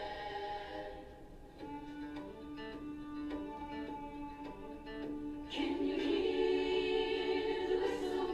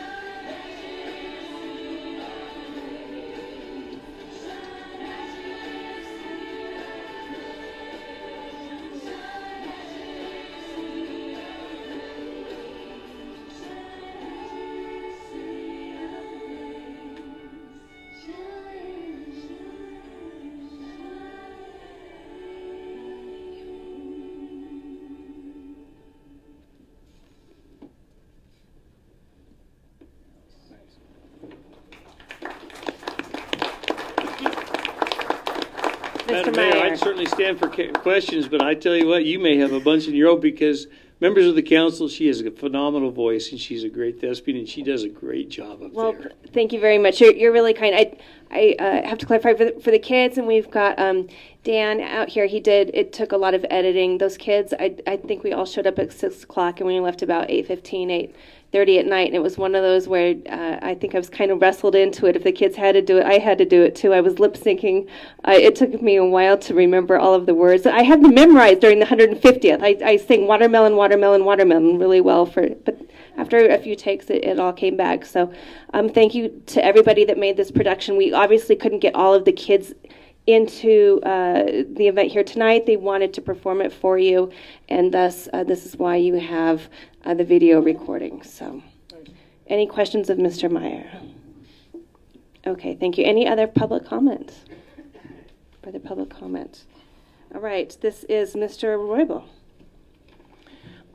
Madam Mayor, the recommendation of the Public Services Committee is to approve on third and final reading, and I so move. Second.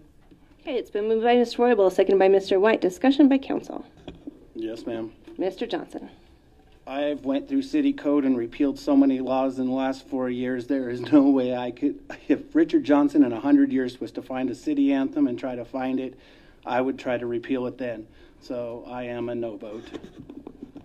Okay, thank you. Any other comments by council? Further comments by council? Okay, hearing none. All those in favor, please signify. Oh, it's a third and final reading. Clerk, please call the roll. Mr. White? Yes. Mr. Case? Aye. Mr. Cook? Yes. Mr. Johnson? No. Mr. Laybourne?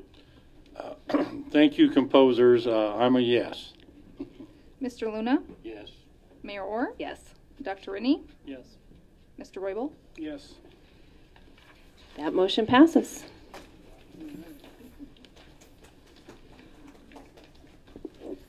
Agenda item number 13, ordinance first reading pursuant to section 2.2.1 zoning map amendment, section 5.1.2 zoning districts established, and section 5.1.3 official zoning map of the Unified Development Code, changing the zoning classification from MR medium density residential to NR2 neighborhood residential, medium density for lots 1 and 2, block 534, original city of Cheyenne, situated in the northwest quarter of Section 5, Township 13 North, Range 66 West of the 6 p.m., Cheyenne, Wyoming, located at the southwest corner of the intersection of East 10th Street and House Avenue. This item is referred to Public Services Committee. Ordinance first reading pursuant to Section 2.2.1 zoning map amendment, Section 5.1.2 zoning districts established, and Section 5.1.3 official zoning map of the Cheyenne Unified Development Code, changing the zoning classification from Overland Trails Planned Unit Development, PUD, to LI Light Industrial for a parcel of land consisting of Tract B, Overland Trails 5th Filing Subdivision, Cheyenne, Wyoming, located east of Clear Creek Parkway and south of College Drive. This item is referred to Public Services Committee. Ordinance first reading pursuant to sections 1.1.6 and 2.4.1 of the Cheyenne Unified Development Code, UDC, amending section 6.2.7 of the UDC to remove the maximum parking limitation and to allow applicants to request the director to approve additional parking. This item is referred to Public Services Committee. Next item is 16, resolution declaring as surplus a city-owned property legally described as Lot 1, Block 1, Clear Creek Subdivision, first filing, Lot 2, Block 1, Clear Creek Subdivision, first filing, and Lot 1, Block 1, Clear Creek Subdivision, second filing, together with improvements thereon, Cheyenne, Laramie County, Wyoming, and authorizing the city's purchasing manager to proceed with the sale of said parcel pursuant to Wyoming Statute 15-1-112, postponed from November 26, 2018. Thank you. Is there any discussion by the public on this matter? Staff report. Thank you. Alessandra McCoy, City Attorney's Office. I would again request to the full governing body that this item not be put forward for consideration so that staff and council can come to some better and more solid ideas about what we're looking at for open space before we convey the parcel to someone else. Thank you. Thank you. Any questions? Okay, thank you very much. Any further public discussion? Okay, hearing none, Mr. White. Madam Mayor, the recommendation to adopt failed. Therefore, there is no recommendation on this item from the Finance Committee. Thank you, sir. Discussion by council on this. Further discussion by council. Okay, all those in favor of this motion, please signify by saying aye. Oh, I still need, okay. There was no motion. No motion? There is no recommendation on No this recommendation. Do I have a motion? Do Do I hear a motion? Okay, this matter fails for lack of motion. Next item is number 18 on page 4. Resolution authorizing the city treasurer to discharge uncollectible debts in the amount of $49,973.60 pursuant to Wyoming statute 16-4-502. Thank you. Is there any discussion by the public on this matter? Discussion by the public. Okay, Mr. White. Madam Mayor, the recommendation of the Finance Committee is to adopt, and I so move. Second. Moved by Mr. White, seconded by Mr. Roybal. Madam Mayor, Mr. White. I move to amend by substitute dated December 3rd, 2018. Second. Moved by Mr. White, seconded by Mr. Roybal to move by amendment. Discussion by the public. Discussion by council. Could you clarify the amendment? Yes, ma'am. The and Mr. Downey's here in case I mess this up, but the amendment was to just modify the amount. It actually lowered the amount from $49,973.60 to $43,607.37. Madam Mayor, through you, or to you, there was 9 companies on the original resolution that should not have been there. They were at least 120 days in arrears, but they were not the 4 years in arrears. So the amendment removed those 9 companies from the listing. Okay, thank you. And that amount again is 43. One more time with the amount. $43,607.37. Thank you. It's for the purpose of everyone listening in that doesn't have the amendment before them. So thank you very much for that clarification. All those in favor of, let me take this back out to the public one more time. Okay, hearing none. All those in favor of the amendment by substitute signify by saying aye. Aye. Those opposed? No. No.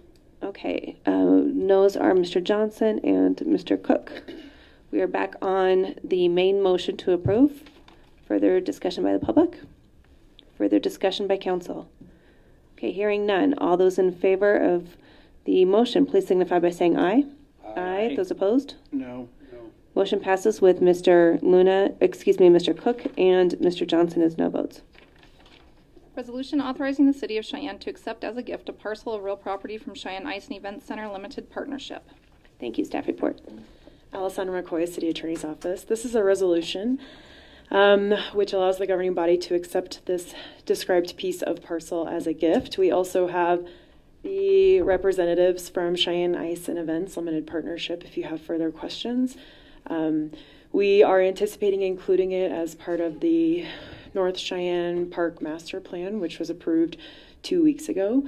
It is adjacent to the park, and that is why the language of the final whereas states that this would remain zoned P public so that we could then include it in the master plan. I'm available for any questions, and I believe the developers are also available. Thank you. Are there any questions of staff? Any questions of the developers? Madam Mayor. Who? Who's asking? Mr. Case. Sorry. Could be for legal, I apologize. Could be for developer. I just apologize for not being at the public service meeting on this, but how do we land with a gift like this? That must be for legal, I think. I would, that they just decide to give it away and call it a gift. There's got to be a benefit to someone somewhere. Madam Mayor, through you Hello. to Mr. Case. If you could state your name for us, please. Robert McHugh, 516 South Greeley Highway. I'm here on behalf of Cheyenne Ice and Event Center. This was one of the parcels of property we got when we traded the ice arena to the city. We got 3 parcels of property.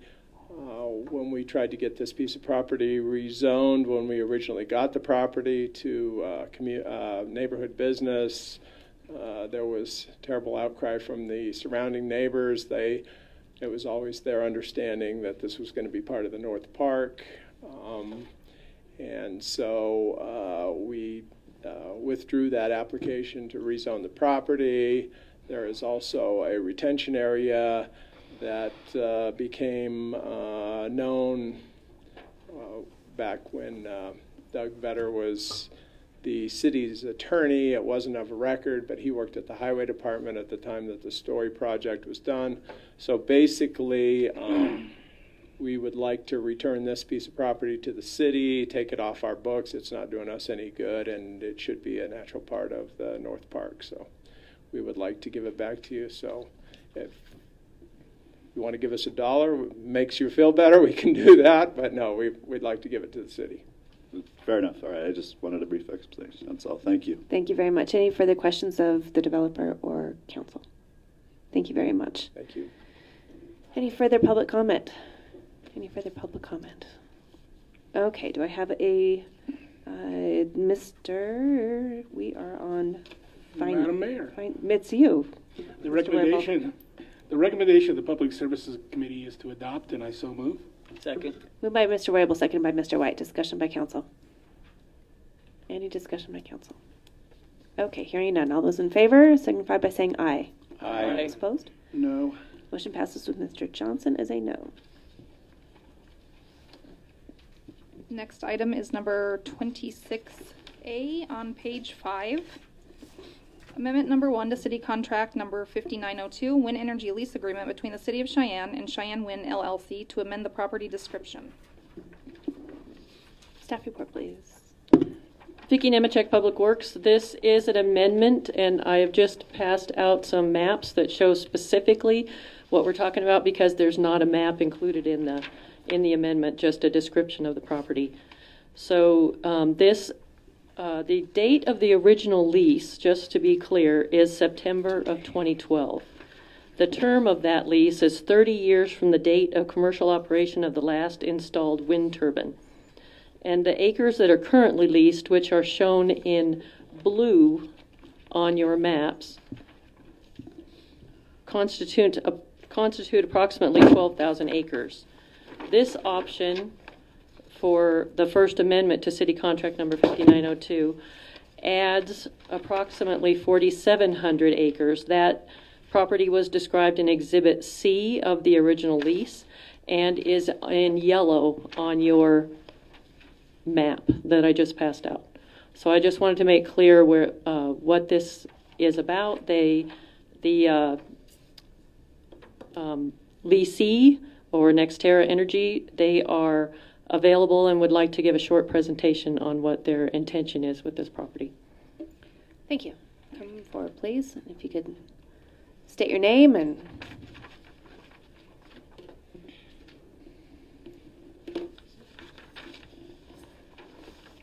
Madam Mayor and members of the council, my name is Ryan Fitzpatrick. I am a project director with NextEra Energy Resources.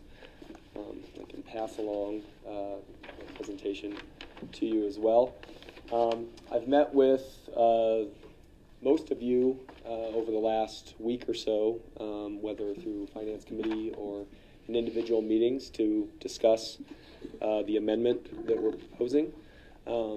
This NextEra Energy Resources, just as a brief recap, is a U.S.-based company in Juno Beach, Florida. We're one of the largest wind development companies, actually the largest renewable energy development company in the world. And we have a sister company that's one of the largest rate-regulated utilities in the country.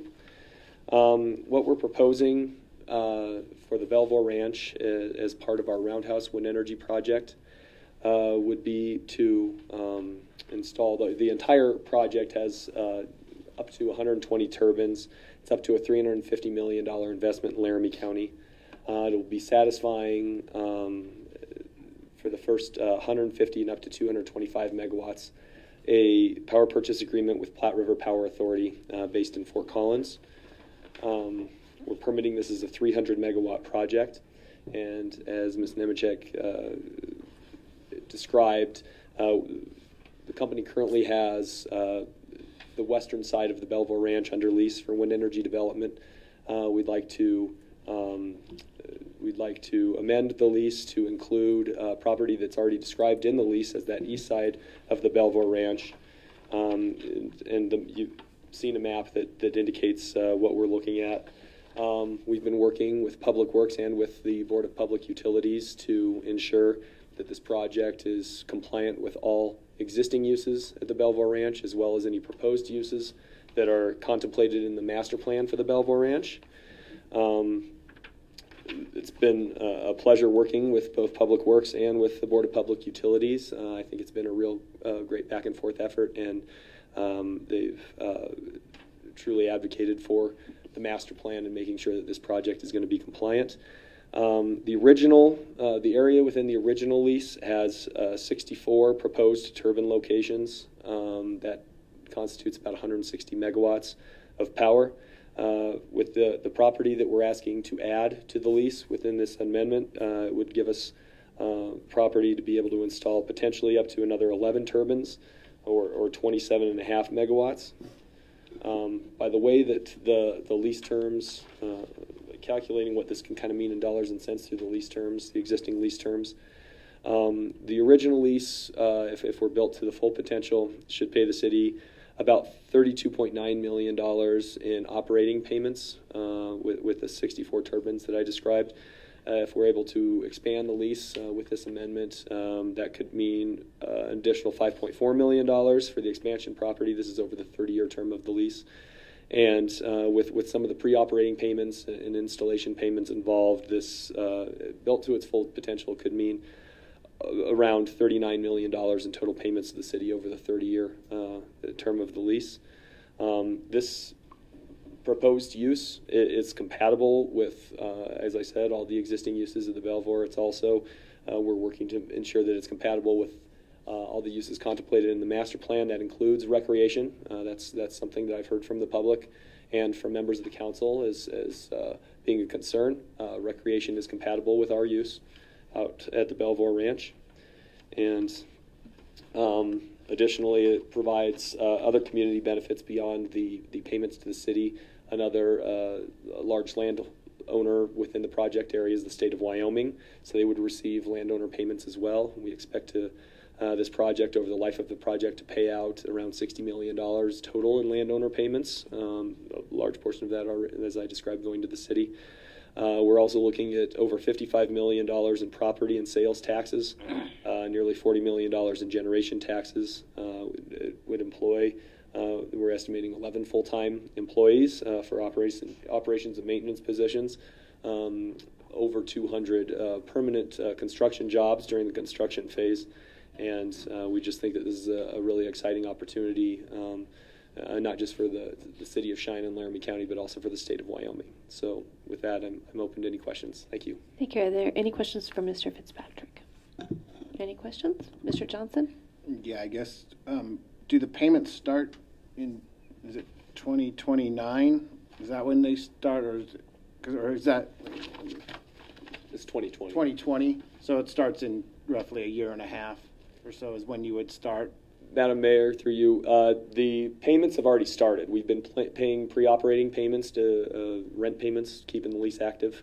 And there would be an installation payment. 50% of that is due upon commencement of construction, and the other 50% is due upon commercial operation. And from that point forward, the operating payments would begin. Okay. Thank you. Any other questions? Madam Mayor, just Mr. Case. And I apologize through you. I know the answer to these, so don't. I know we met. We had but just for some public education, and maybe it would. First, this is simply an approval of expansion of the lease, and is certainly not a rubber stamp on the project and saying, you know, let's start having turbines show up via rail tomorrow and pull the trigger. Can you just speak to that? Madam Mayor, through you, that's exactly right. We're just asking for an extension on an expansion, not an extension, an expansion on the lease to include property that's already contemplated within the lease as described for expansion. And no, this is not the rubber stamp approval for this project. We have county permitting processes to go through. We have state permitting through the DEQ and Industrial Siting Division.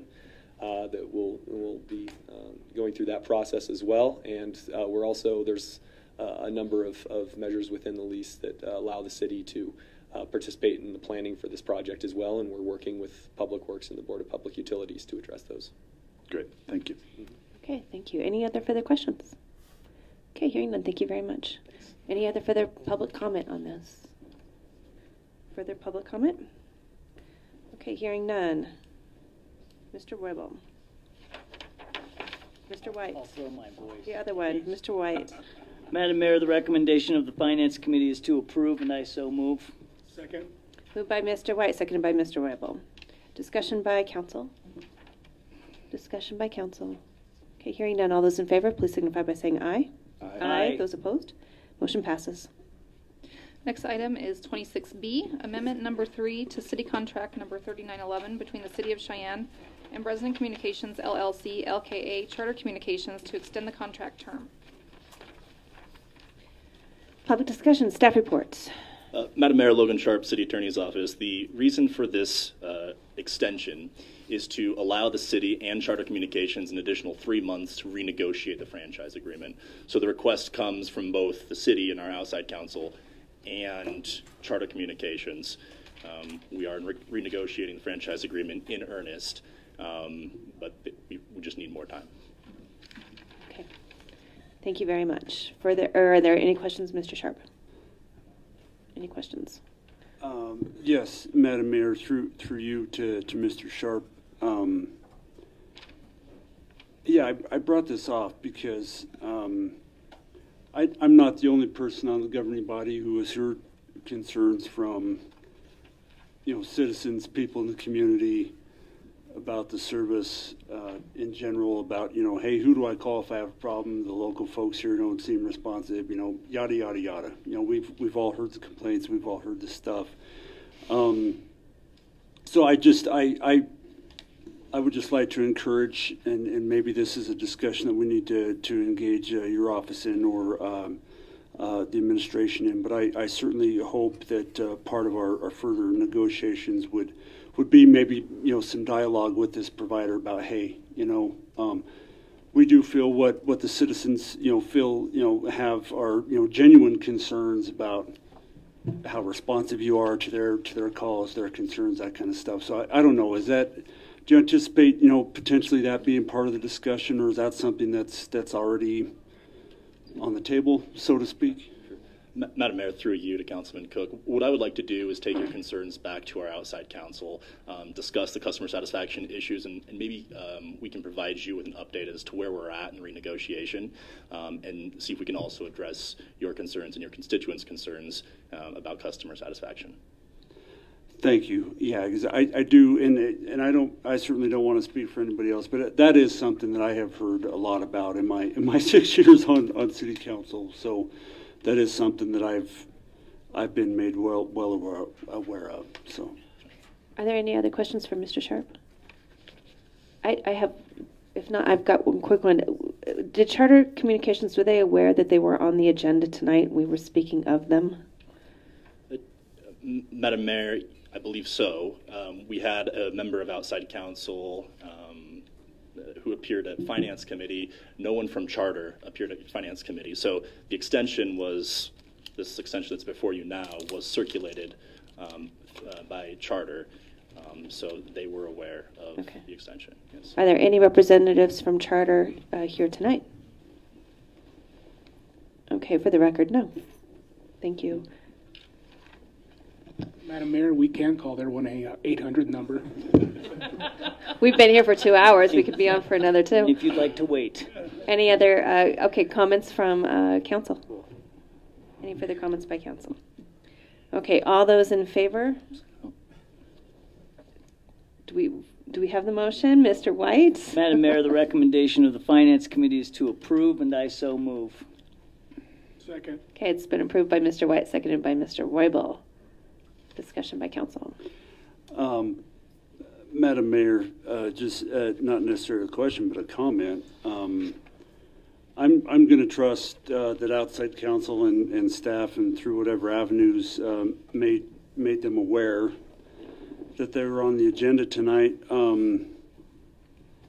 Frankly, it somewhat concerns me that they're not here, even with the possibility that they might have needed to speak. So this just sort of lends itself to maybe some of my thoughts that,